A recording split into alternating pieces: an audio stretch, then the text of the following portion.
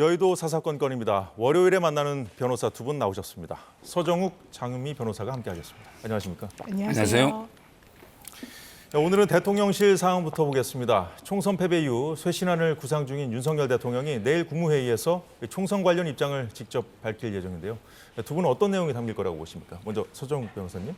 크게 보면 이제 그 정책 쇄신하고요. 그다음에 그 인적 쇄신 이런 게 있는데 정책은 이제 그 큰 방향을 바꾸면 안 돼요. 개혁의 큰 방향은 흔들림 없이 이제 원칙대로 추진하겠다. 예. 다만 이제 그 구체적인 집행 과정에 좀 국민의 목소리를 경청하는 낮은 자세로 이런 이제 그 내용이 담길 걸로 보이고, 그다음에 그 인적 쇄신도 예. 이번에 그 총리, 비서실장 또 이제 그 대통령실에 여러 가지 이제 인적 쇄신에 대해서도 아마 내용이 언급이 있지 않을까. 예. 그러면서 이제 그 새로운 이제 그 법률 수석이나 여러 가지 이제 그 조직 개편 있잖아, 제2부속실이나 이런 부분들도 이제 그 언급이 좀 있지 않을까 이렇게 예상이 됩니다. 예. 장은미 변호사님도 네. 뭐 인적 쇄신 쪽에 조금 무게를 두고 보고 계십니까? 예, 아무래도 그런 좀 추상적인 차원의 메시지가 담길 것으로 보이는데요. 저는 먼저 말씀드리고 싶은 게 형식에 좀 아쉬움이 많이 남습니다. 왜냐하면 대통령께서 취임 100일 기자회견 이후에 한 번도 기자회견을 하지 않았거든요. 그렇다면 뭔가 일방 소통이 아니라 쌍방 소통이 가능하도록 기자들에게 질의응답도 받을 수 있는. 왜냐하면 국무회의에서 모두 발언 정도가 공개가 되는 것인데, 그러면 대통령이 어떤 발언을 하는지에 대한 피드백은 현장에서 이루어질 수가 없어 보입니다. 이관섭 비서실장이 사실 총선에 패배한 이후에 56글자, 이게 유감인지 사과인지 어떤 의미인지 정확하게는 헤아리기 어려운 입장문을 낸 이후에 대통령의 육성을 사실 유권자들이 기다려왔던 거 아닙니까? 그런데 다시 한번 그냥 모두 발언 형식으로 대통령이 말씀을 하시는 거에 그친다는 건 좀 안타까운 부분이 있고요. 지난번에도 사실 강서구청장 선거에서 대패한 이후에 국민은 언제나 옳다라고 대통령실에서 입장이 나왔었습니다. 그렇지만 대통령이 바뀌었다고, 대통령실의 국정운영 방향이 좀 변화했다고 느끼는 국민들은 많지 않기 때문에 거기에 플러스 뭔가 지금 국회에서 돌아가는 여러 현안들, 특히 특검과 관련해서 좀 전향적인 입장까지 반영이 된다면 조금 유의미한 그런 발언이 될 거라고 평가받을 것 같습니다. 예, 어떤 내용이 담길지 좀 주목되는 상황인데요. 일단은 언론에서 가장 많이 보도되고 있는 것은 이제 인적 쇄신에 관련된 부분 아니겠습니까? 그러니까 이제 총리 같은 경우에는 야당의 인준도 좀 필요한 것이고요. 대통령실 그 비서실장 얘기도 많이 나오는데 어떻게 보고 계십니까? 먼저 이제 그 비서실장은 말 그대로 이제 대통령의 비서니까 호흡이 잘 맞고 서로 이제 이래야지, 무조건 이제 그 쓴소리 많은 사람을 누가 이게 비서로 쓰겠습니까? 경우에 따라서 이제 그 쓴소리가 필요할 때도 있을 수 있지만 기본적으로는 이제 그 서로 호흡이 잘 맞는 이런 분을 저는 선임하는 게 맞다고 보이고, 비서실장은요. 예. 근데 문제는 이제 총리는 국회에서 이제 그 과반 출석의 과반 찬성 표결이 있어야 되거든요. 예. 그래서 아마 이제 그 국회 통과 이걸 이제 제일 우선 고려할 수밖에 없다. 그 점에서 이제 그 야당에서 너무 이제 그 비토하는 이런 이제 인물은 좀 어렵죠. 근데 문제는 여기서도 중요한 게요. 대통령은 윤석열입니다. 대통령은 이제 이재명이 아닙니다. 아직도 우리 대통령은 윤석열 대통령이고, 우리 헌법에서는 대통령에게 고유한 인사권을 주고 있기 때문에, 근데 국회는 이제 그 동의 여부만 결정하는 거죠. 저는 이재명 대표가 마침 이게 막 오늘 그 최고위원 회의 할 때 보니까 예. 대통령한테 상당히 그 인사 경고성 발언을 하고 있는데, 그래서는 안 되고, 저는 뭐 대통령이 고유한 인사권을 해서 너무 이제 그 야당 입맛에 맞는 인물보다는 이제 그 약간 중도에서 좀 이제 보수 목소리를 대변할 수 있는 예. 이런 분에게 소신껏 임명하는 게 필요하다. 이런 예, 소신껏 임명하는 게 필요하다 말씀 주셨는데 야권의 분위기도 살필 수밖에 없는 상황이잖아요. 지금. 당연하죠. 예. 총선 결과가 그렇습니다. 지금 인사 잘했다는 평가 받기 어렵겠죠. 물론 국무총리와 비서실장은 분별을 해가지고 판단을 해야 될 것 같습니다. 비서실장은 말 그대로 대통령의 참모진 성격이 있죠. 지금까지 이관섭 비서실장, 김대기 비서실장 행정관료 출신으로 대통령과 관련한 정무보좌가 제대로 이루어졌는지에 대한 물음표가 있습니다. 그렇다면 정무직 기능을 수행할 수 있는 뭐 원희룡 전 장관 이야기가 나오고 여러 인물이 하마평에 오르는데, 이를테면 원희룡 전 장관은 이재명 대표와 바로 직전까지 겨뤘던 인물 아닙니까? 그렇다면 이게 야당과 소통하겠다는 최소한의 신호로 받아들여지지는 않을 것 같습니다. 국무총리는 말씀 주셨다시피 민주당의 동의가 필요합니다. 그래야 국회 통과를 할 테니까요. 예. 이 부분과 관련해서도 대통령과 호흡도 물론 중요하겠지만 지금 국민들께서 원하시는 건 뭡니까? 야당과 민주당과 협치하고 협의해서 국정 운영하라는 거 아니겠습니까? 그렇다면 그 부분과 관련해서도 정말 민주당과 소통 소통할 수 있고 대화할 수 있는 그런 국무총리를 선택하시는 게 맞다고 생각합니다. 예, 대통령실이 비서실장 아래 공직기강 비서관실과 법률비서관실을 관장할 이 법률수석 비서관실을 신설하고 시민사회 수석실은 폐지하는 개편안을 검토 중이라는 보도가 나왔는데요. 자, 두 분 이 부분은 어떻게 보고 계십니까? 먼저 소정욱 변호사님. 저는 개인적으로 이제 민정수석실 폐지한 것부터 좀 이게 반대였습니다. 왜 그러냐면 이제 그 네. 동서와 고금의 뭐 옛날 왕이든 지금 대통령이든 어디 수상이든 동서와 고금의 모든 최고 통치자는 조직을 이게 이끌어 나가려면 크게 신상 필벌이 분명해야 돼요. 이 말은 이제 뭔가 사정이든 기강 잡는 이런 이제 조직이 있어야 됩니다. 이게 없다면 이게 대통령이 무슨 수단으로 어떻게 관료 조직을 다 통제하고 이걸 합니까? 민정실이 예. 옛날에 이제 물론 좀 어두운 측면도 있었죠. 일부. 그렇지만 이제 긍정적 기능이 저는 많다고 봐요. 민심을 청취하고 뭐 그런 기능 그렇죠. 말씀하시는 민정비서관은 이제 국민의 민심을 정확하게 대통령께 전달하는 역할도 하고요. 그다음에 이 공직기강도 상당히 강화될 필요가 있는 겁니다. 통제를 해야 되잖아요. 신상필벌을 하려면. 그리고 저는 이번에 그 신설되는데 사정 기능을 뺀다고 하는데 개인적으로는 이게 사정도 필요합니다. 예. 사정을 해야지 이게 공무원들이 제대로 기강 맞게 일을 할 거 아닙니까? 이런 조직 다 빼면 대통령이 이빨 빠진 호랑이가 돼요. 대통령이 뭘 가지고 공직사회나 이걸 이렇게 컨트롤할 수가 있습니까?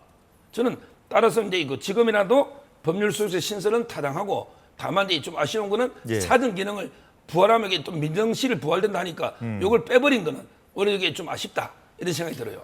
사정 기능을 좀 빼면 오히려 아쉽다고 말씀을 해주셨는데 뭐 야권에서는 이걸 또 우려하는 것 같아요. 그러니까요. 사실 민정수석실을 폐지했을 때 대통령실에서 공언했던 부분이 있습니다.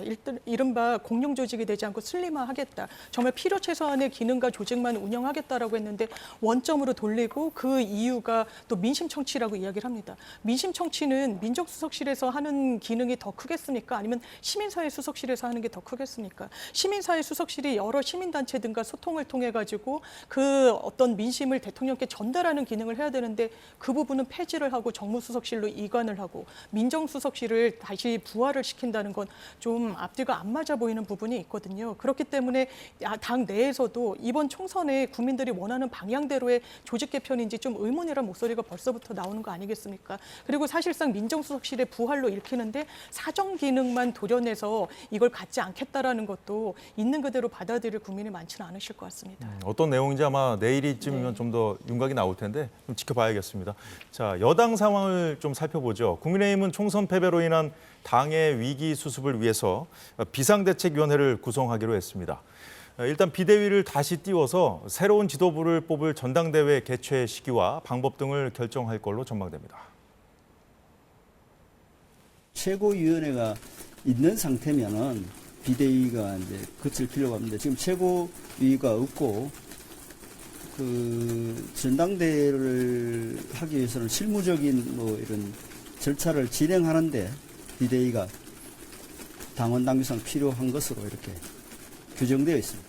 새로운 지도 체제 구성에 관해서는 당의 다양한 목소리를 녹여서 지도 체제를 정비할 것으로 생각합니다. 예, 서정욱 변호사님. 원래 한동훈 비대위 그 임기가 6월 말까지였잖아요. 근데 지금 당장 지도부가 공백 상태이기 때문에 5월 말에 이제 22대 국회가 출범하면 바로 뭐 조기에 좀 전당대회를 열자 이런 얘기도 있었는데 일단 당원 당규상 그게 안 되니까 일단은 비대위를 다시 출범시키겠다, 띄우겠다 그런 얘기죠. 근데 비대위를 뭐 안 띄울 수는 없어요. 예를 들어 지금 이제 이거 한동훈 위원장하고 모든 비대위원들이 다 사퇴를 했잖아요. 예. 그럼 이제 전당대회 소집이나 모든 걸 이게 비대위가 해야 되거든요. 따라서 이제 그 비대위가 필요는 한데 관리형 비대위랍니다. 그렇죠. 다만 이제 그 새롭게 뭐 비대위원장을 모셔와서 오랫동안 이게 기간을 하는 게 아니고 예. 지금 이제 전당대회로 가는데 필요 최소한의 짧은 기간. 그래서 이제 그 비대위원장도 윤재욱 원내대표가 그냥 위원장 대행을 하면 되는 거죠. 근데 비대위원이 없잖아요. 비대위원만 이게 최소한 채워서 예. 윤재욱 원내대표가 짧은 기간 실무적으로 전당대회를 하는 준비, 그 정도만 비대를 하는 거고요. 예. 결국 조기 전당대회로 가서 이제 제대로 된 지도부를 구성하는 게 맞죠. 지금 이제 국민의힘이 2년 동안 5번 바뀌었습니다. 예. 또 이제 비대위로 길게 뭐 갈 수는 없다 이래 봅니다. 일단은 새로운 지도부를 구성을 해야 될 텐데 일단 빨라야 한 7월 정도로 네. 좀 예상이 되고 있거든요. 예. 그렇습니다. 어떻게 보세요? 지금 이른바 친윤 계열로 분류되는 의원들은 조기 전당대회에 좀 난색을 표한다라고 보도가 나오고 있죠. 이 전당대회를 하면 당권 주자로 분류되는 인물들은 비교적 뚜렷하게 나와 있는 것 같습니다. 나경원 당선인이나 안철수 당선인이 하마평에 오르고 있는데요. 예. 그렇다면 전당대회를 스케줄을 좀 앞당겨서 뭔가 지도부를 새로 선출하면 이 총선과 관련한 책임론이 분출할 수밖에 없을 겁니다. 그러면 대통령은 부담스러운 대목이죠. 이게 정치적으로는 뭐 백서를 쓰든 뭐든 수면 아래에서 좀 질서 있게 논의를 잡아가기 이전에 전당대회를 하면 이게 수면 위에서 굉장히 많이 거론이 될 수밖에 없을 것이거든요. 그렇다면 이게 대통령실에도 부담이고 어떻게 보면 여권에도 정치적으로는 부담이 될 수밖에 없는 국면이기 때문에 예. 당 안에서는 조기 전당대회보다는 일단 비대위 체계로 관리형으로 좀 지속을 하다가 좀 총선과 관련한 후유증도 어느 정도 정리가 된 이후에 좀 치르는 게 낫지 않겠느냐라는 의견이 나오는 것 같습니다. 당내에 그럼 뭐 친윤계, 비윤계, 뭐 친한계까지 뭐 지금 여러 가지 구도가 얘기가 되고 있는데 이 어떻게 보고 계십니까? 지금 앞으로 향후에 어떻게 지금 전개될지 생각하신 게 있으신지요? 조금 전에 예, 제가 예, 이제 예. 그 조기에 그 전당대회는 최대한 빠를수록 좋다. 최소한 이렇게 비대 기간을 짧게 이렇게 예. 말씀드렸고요. 아마 이제 경쟁은 인물들이 문제인데요. 네. 제가 보기에 가장 그래도 저는 무게감 있는 이런 이제 그 중진 대권 주자급 이 정도가 이제 그 적합하죠. 일부에서 이제 김재섭, 김용태 이런 분들에게 최고위원 정도는 모르지만 당을 이끌기에는 지금 당이 아주 이제 절체절명의 위기거든요. 저는 안 맞다고 보고요. 개인적으로 제가 생각하는 분은요. 예. 너무 이제 친윤 이미지도 쇄신 의지가 좀 약해 보여요. 그런데 저게 너무 반윤 하는 게 당과 대통령실이 삐끄덕거리는 소리가 나면 안 되거든요. 너무 대립각을 세워도 안 내는 된다. 것보다 세워도 그 안 점에서 된다. 이제 저는 예. 권성동 의원은 너무 친윤 이미지가 나요.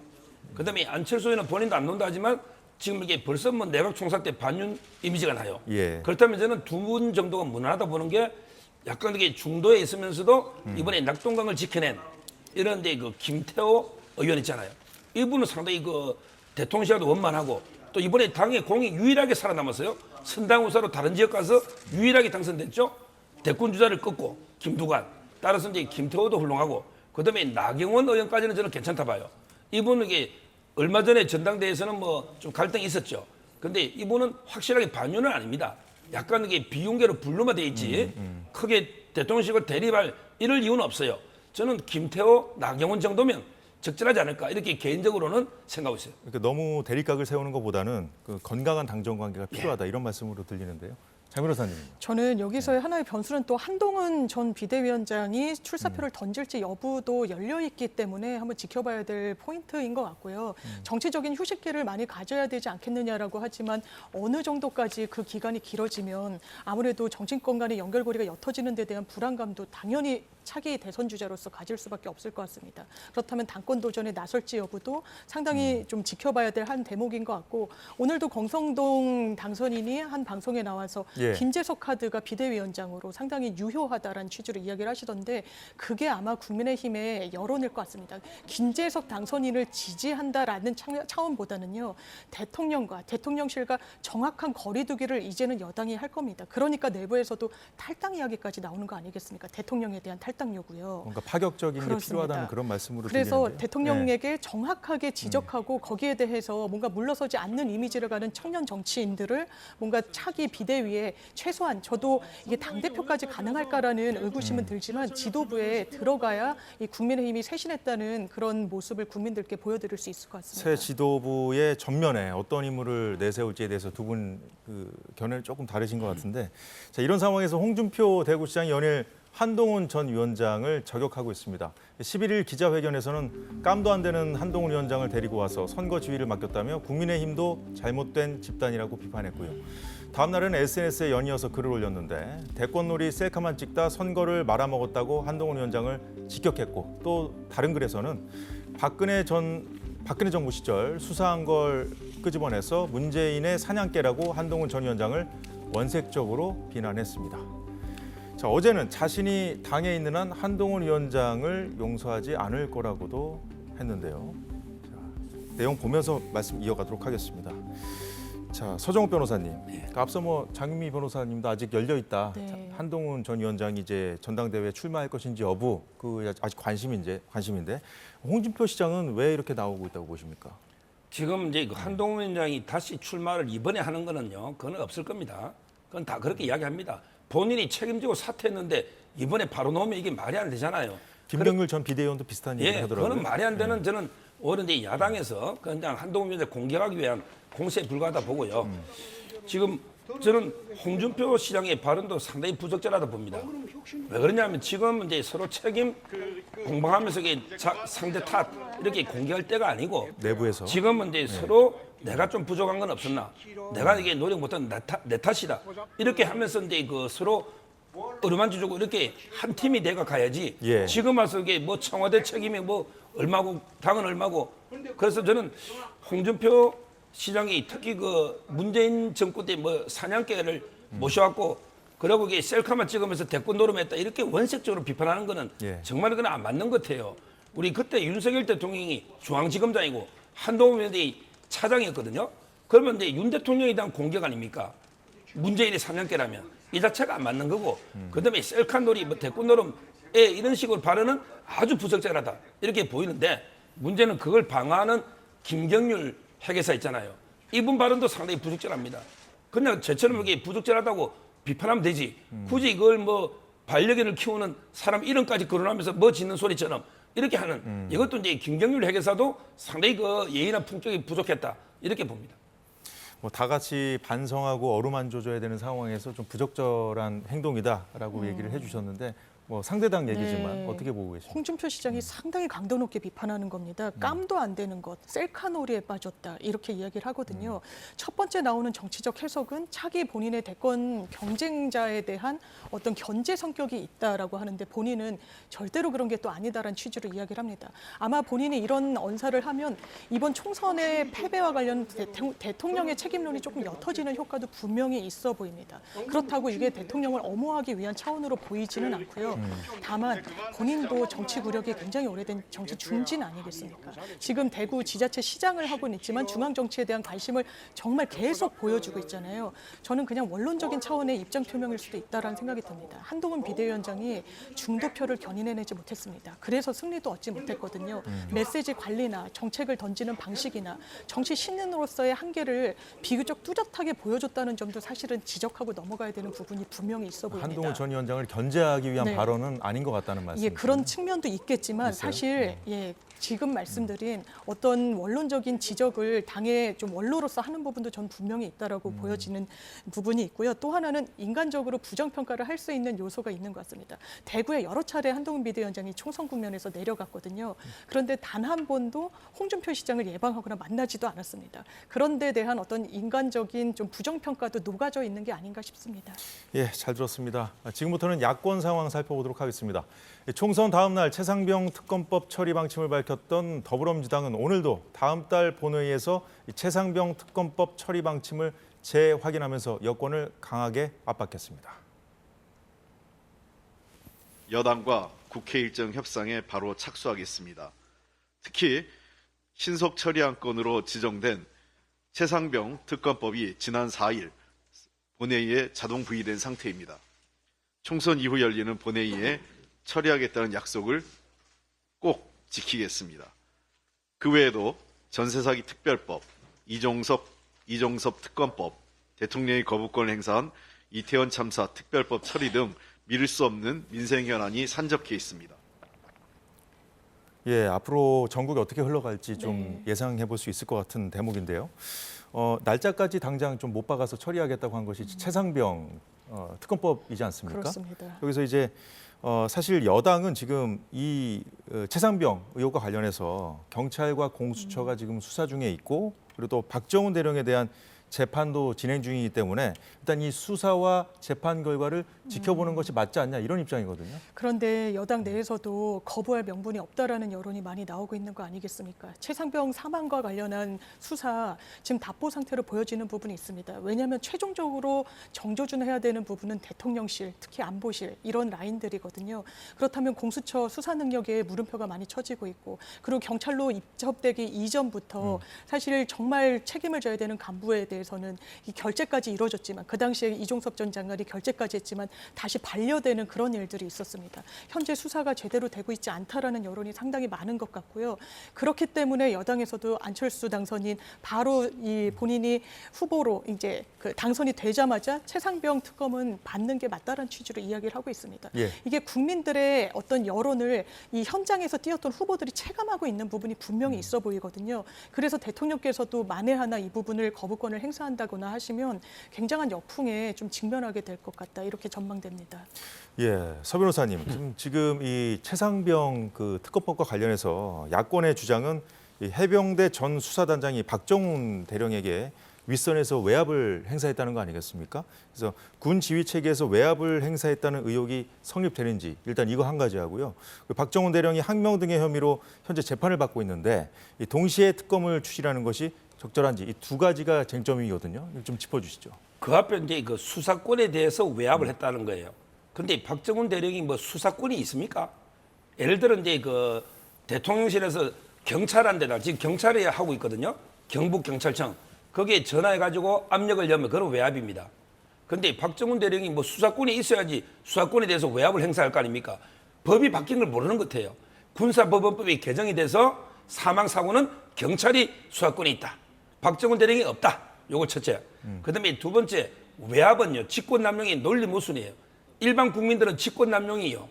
권한도 없으면서 그냥 외부에서 압력 넣는 걸 직권남용으로 생각해요. 그래서 우리 판사한테 전화해서 대법원장이 야 재판 좀 똑바로 해. 이걸 직권남용으로 기소했다니까. 그가 다 무죄로 옵니다. 직권남용이라는 거는 직권이 있어야 돼요. 직권이 없으면 그거는 뭐 강박이나 강요나 협박은 모르지만 직권남용이라는 거는 직권이 있는데 그걸 공익을 위해 행사하는 게 아니고 다른 목적으로 사익이나 이게 직권남용이에요. 자 그렇다면 국방부 장관이나 대통령실이 거기에 권한이 있다면 당연히 정당한 지휘권이니까 권한이 있다면 죄가 안 되고 권한이 없다면 아예 직권남용이 성립 안 한다니까. 권한이 없는데 어떻게 직권이 남용이 돼요. 이렇게 자기 모순입니다. 직권남용죄로 이걸 수사하겠다는 건 논리 모순이다. 이걸 두 번째 말씀드리고 예. 그다음에 세 번째 지금 공수처에 민주당이 고발했잖아요. 이거 공수처 못 믿으면 없애야죠. 왜 수천억 들이가 공수처 만들어간 문재인 대통령 때 거의 날치기로 공수처 만들어놨고 아무 수사력이 없으니까 너 다 빠져. 특검하자. 그러면 이게 돈을 이중 쓰잖아요. 공수처 비용 공수처를 없애놨고 특검하든지 아니면 이게 공수처에 맡겨야죠. 이게 세 번째고 마지막으로 이게 수사나 재판에 관여 못하잖아요. 박정훈 이분이 항명이라고 판결나면 어떡할 겁니까? 저는 재판 도중에 개입해서는 안 된다. 네 가지 이유로 말도 안 되는 게 특검입니다. 공부를 하면 찬성할 수가 없어요. 그냥 여론에 한 명이 억울하게 죽었으니까 여론에 밀리는 거지 제대로 공부를 좀 하면 절대 찬성할 수가 없는 법이에요. 예, 최상병 특검법 그 내용에 대한 쟁점에 대해서 두 분이 짚어주셨는데, 자 그런데 국민의힘 안에서도 이 최상병 수사 관련 의혹은 해소하고 가야 한다는 목소리가 잇따르고 있습니다. 잠시 들어보겠습니다.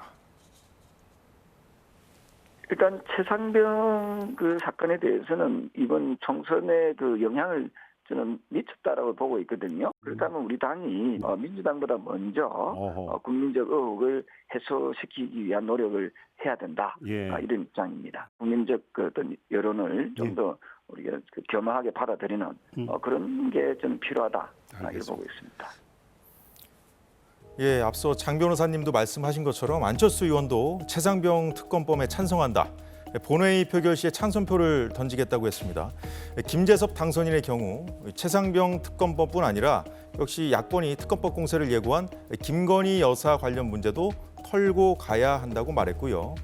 김용태 당선인도 김건희 여사 특검법에 대해 악법이지만 국민적 의혹이 많은 것도 사실이라며 전향적으로 검토해야 한다는 취지의 입장을 내놨습니다. 자, 장 변호사님, 네. 이런 상황 어떻게 보고 계십니까? 일단 흐름은 정해졌다는 생각이 듭니다. 특검법과 관련해서 단순한 정치 공세다라는 이유로 대통령께서 거부권 행사하실 수 없는 국면이 된 것 같습니다. 물론 분별해서 봐야 될 겁니다. 이를테면 최상병 특검과 김건희 여사 특검 어떻게 대통령께서 국회를 통과하게 되면은 처리하실 것인지 김건희 여사 특검에 대해서는 사실 거부권 행사하셨죠. 많은 헌법학자들이 헌법에 대통령의 거부권 행사 적시가 돼 있지만 사실상 대통령이 당사자 지위에 있다고 봐야 될 겁니다. 필요 필요 최소한으로 행사해야 하지만 그렇지 않았죠. 그리고 그 당시에 담겼던 것은 기본 골자는 일단 도이치모터스 수사와 관련한 부분이었습니다. 지금 범야권에서는 도이치모터스 사건뿐만 아니라 예. 명품백 수수, 거기에 더해서 양평 고속도로 의혹까지 한 번에 수사할 필요성이 있다라고 이야기를 하고 있거든요. 이게 한 번 다시 대통령께서 거부권을 행사하실진 모르겠지만 차기 국회에서요. 그렇게 된다면 만약에 재부의했을 때 국민의힘에서 이탈표가 없을지 장담하기도 어렵습니다. 범야권 192석이라고 하고 200석을 만들기 위해선 8석 이탈표가 있으면 되는 거거든요.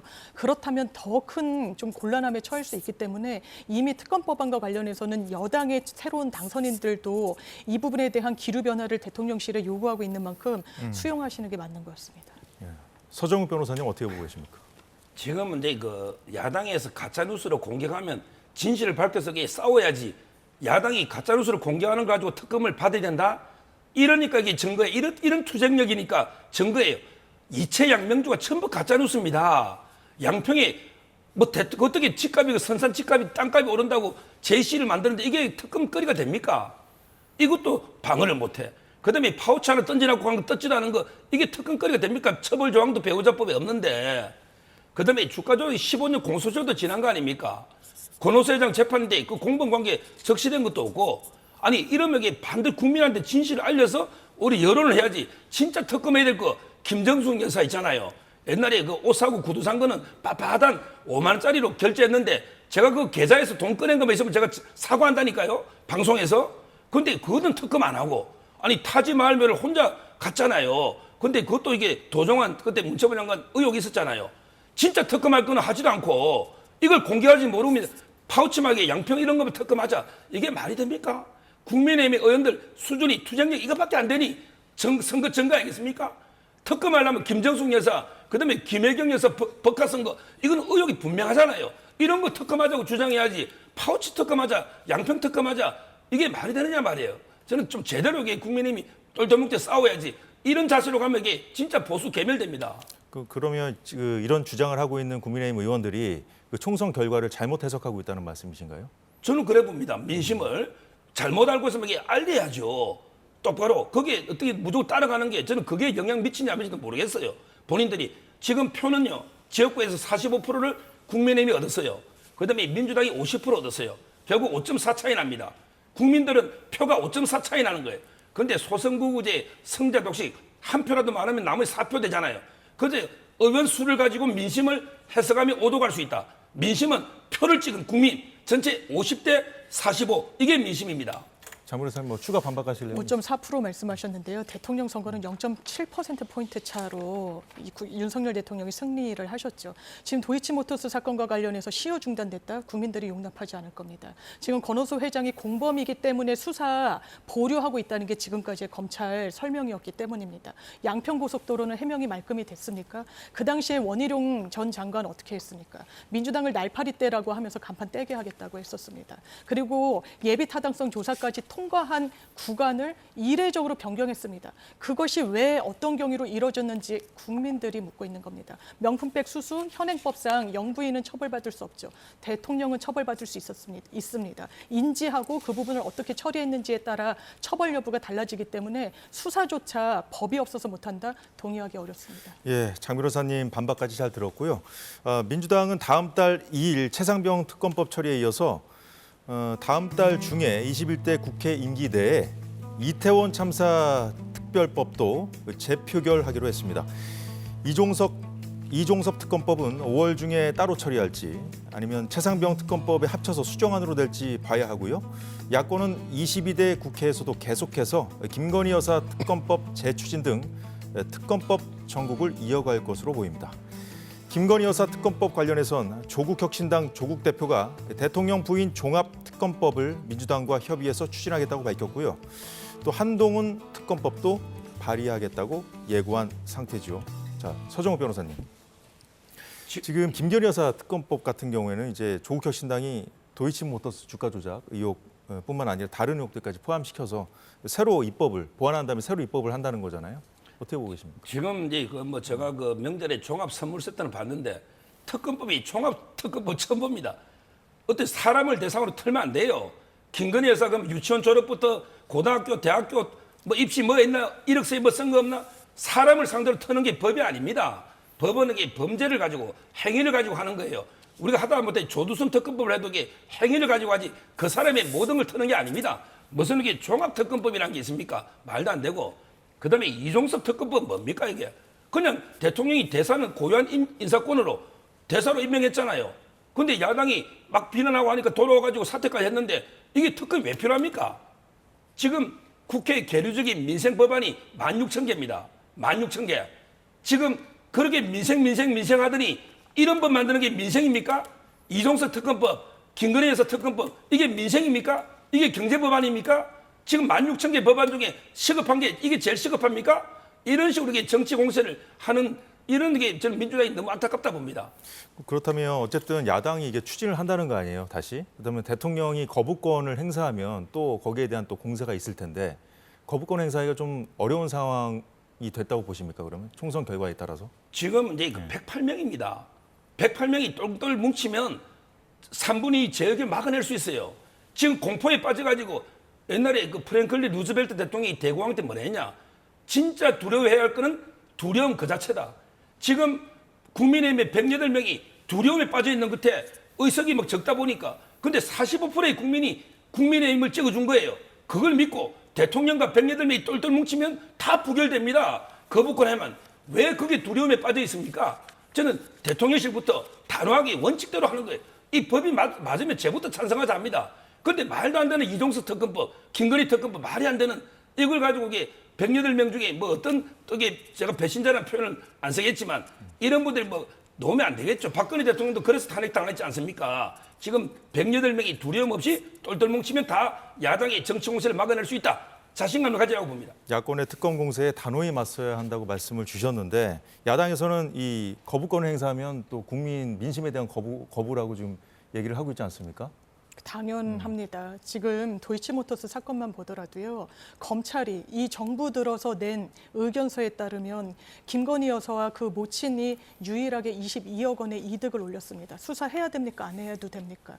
대통령께서 어떻게 대통령에 당선됐습니까? 법과 원칙, 공정과 상식으로 유권자들 마음을 얻었기 때문입니다. 지금 그렇게 국정 운영하고 계십니까? 본인을 향한 어떤 의혹에 대해서 정확하게 수사하고 있나요? 그렇지 않다라고 국민들이 이야기하는 거 아니겠습니까? 이런 부분과 관련해서 국민의힘 의원들이 똘똘 뭉쳐야 된다는 원론 과연 견지가 될까요? 지금 총선 전에는 공천과 관련해서 대통령실 눈치를 보는 부분이 분명히 있었을 겁니다. 이제 앞으로 선거도 선거 국면이 펼쳐지는 것은 수년 뒤고요. 본인들의 정치적 미래를 생각할 때 어떤 선택을 할까요? 대통령과 원팀을 이뤄야 된다고 생각할까요? 아니면 이번에 준엄한 심판을 받았기 때문에 거리를 두고 각을 세워야 된다고 생각을 할까요? 후자로 생각하는 의원들이 훨씬 많을 겁니다. 그리고 그 방향이 저는 틀렸다고 생각하지 않습니다. 법과 원칙을 이야기한다면 본인들과 관련한 국민들 의혹 제기에 설명하고 수사받고 거기에 대해서 해명하는 게 국정 운영의 주체의 최소한의 국민에 대한 도리이자 예의 아니겠습니까?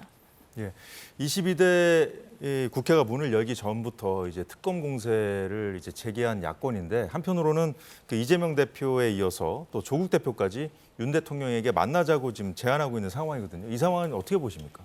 지금 이제 조국 대표의 지위가 뭡니까? 이분이 지금 국회의원입니까? 제가 보기에 피고인 외에는 아무 지위가 없어요.